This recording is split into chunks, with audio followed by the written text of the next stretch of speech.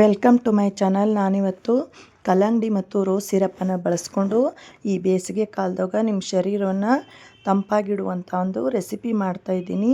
ಹೆಂಗೆ ಮಾಡೋದು ಅಂತ ನೋಡೋಣ ಬರ್ರಿ.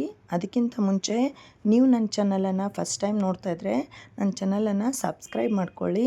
ನೋಡಿರಿ, ಮೊದಲ ಇಲ್ಲಿ ಒಂದು ಕಲ್ಲಂಗಡಿಯನ್ನು ಸ್ವಚ್ಛಂಗಿ ತೊಳ್ಕೊಂಡು ಈ ರೀತಿ ಕಟ್ ಮಾಡ್ಕೋತಾ ಇದ್ದೀನಿ. ನೋಡಿರಿ, ಈ ರೀತಿ ಕಟ್ ಮಾಡಿಕೊಂಡು ನಿಮಗೆ ಯಾವ ಸೈಜ್ ಬೇಕು ಆ ಸೈಜ್ ಕಟ್ ಮಾಡ್ಕೊರಿ. ನಾನಿಲ್ಲಿ ನೋಡಿರಿ ಯಾವ ರೀತಿ ಚಿಕ್ಕ ಚಿಕ್ಕದಾಗಿ ಕಟ್ ಮಾಡ್ಕೋತಾ ಇದ್ದೀನಿ.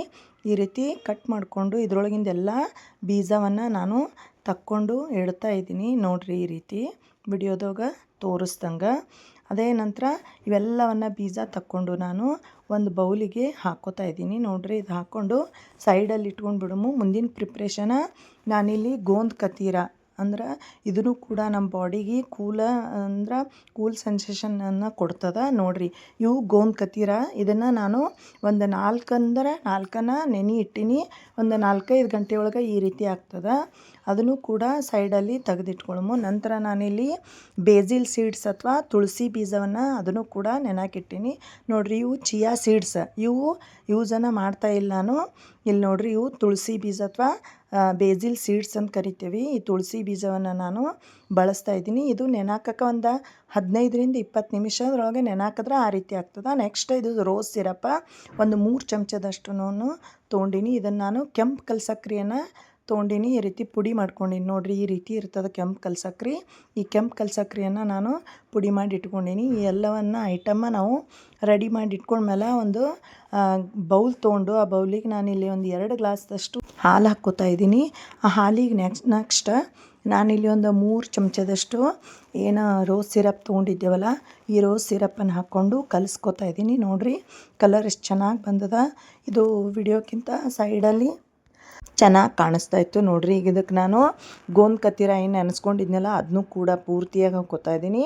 ಮತ್ತು ಹಾಗೆ ತುಳಸಿ ಬೀಜ ಅಥವಾ ಬೇಸಿಲ್ ಸೀಡ್ಸ್ನು ಕೂಡ ಹಾಕ್ಕೊಳ್ತಾ ಇದ್ದೀನಿ.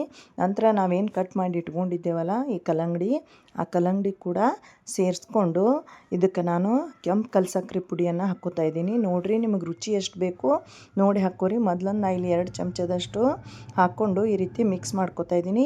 ಇಲ್ಲಿ ನೀವು ಬೇಕಂತ ಕಲ್ ಸಕ್ಕರೆನೇ ಹಾಕಬೇಕಂತೇನಿಲ್ಲ, ನೀವು ನಾರ್ಮಲಾಗಿ ಸಕ್ಕರೆನೂ ಹಾಕ್ಕೋಬೋದು. ನೋಡಿರಿ, ಈ ರೀತಿ ಎಲ್ಲ ಚೆನ್ನಾಗಿ ಕಲಿಸ್ಕೊಂಡ್ಮೇಲೆ ನಾನು ಸ್ವಲ್ಪ ಟೇಸ್ಟ್ ನೋಡ್ತಾ ಇದ್ದೀನಿ. ಈ ಟೇಸ್ಟ ರುಚಿ ಅಷ್ಟು ಭಾಳ ಆಗಿದ್ದಿಲ್ಲ. ನಾನು ಅದಕ್ಕೆ ಮತ್ತೆ ಈ ಕಲ್ ಸಕ್ಕರೆಯನ್ನು ಸೇರಿಸ್ಕೋತಾ ಇದ್ದೀನಿ. ಈ ರೀತಿ ಈ ಬೇಸಿಗೆ ಮುಗಿದ್ರಾಗ ಒಂದು ಸಲ ಟ್ರೈ ಮಾಡಿ ನೋಡಿರಿ. ನಂತರ ಇದಕ್ಕೆ ಕೂಲ್ ಆಗೋ ಸಲಿಂದ ಐಸ್ ಕ್ಯೂಬನ್ನು ನಾನು ಹಾಕ್ಕೊಂಡು ಮತ್ತೊಂದು 2 ನಿಮಿಷ ಚೆನ್ನಾಗಿ ಮಿಕ್ಸ್ ಮಾಡ್ಕೋತಾ ಇದ್ದೀನಿ. ಸ್ವೀಟ್ ಒಂದು ಸ್ವಲ್ಪ ನೀವು ಬೇಕಂದ್ರೆ ಯಾಲಕ್ಕಿಯನ್ನು ಕೂಡ ಹಾಕ್ಕೋಬೋದು. ನೋಡಿರಿ, ಇದು ಈಗ ರೆಡಿ ಆಯಿತು. ಇದು ನಾನು ಗ್ಲಾಸ್ಗೆ ಸರ್ವ್ ಮಾಡ್ತಾ ಇದ್ದೀನಿ. ನೋಡಿರಿ, ಈಗ ರಂಜಾನ್ ತಿಂಗಳು ನಡೆದದ.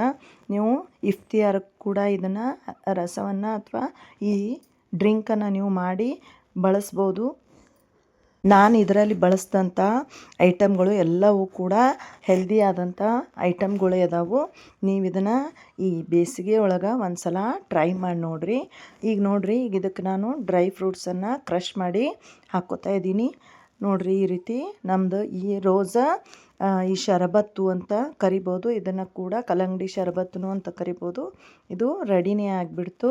ಈ ರೆಸಿಪಿ ಅಥವಾ ಈ ವಿಡಿಯೋ ಏನಾದರೂ ನಿಮಗೆ ಇಷ್ಟ ಆಗಿದ್ದರೆ ಲೈಕ್ ಮಾಡಿ, ಶೇರ್ ಮಾಡಿ, ಹಾಗೆ ನನ್ನ ಚಾನಲನ್ನು ಸಬ್ಸ್ಕ್ರೈಬ್ ಮಾಡೋದನ್ನು ಮರಿಬೇಡಿ ಪ್ಲೀಸ್. Thanks for watching.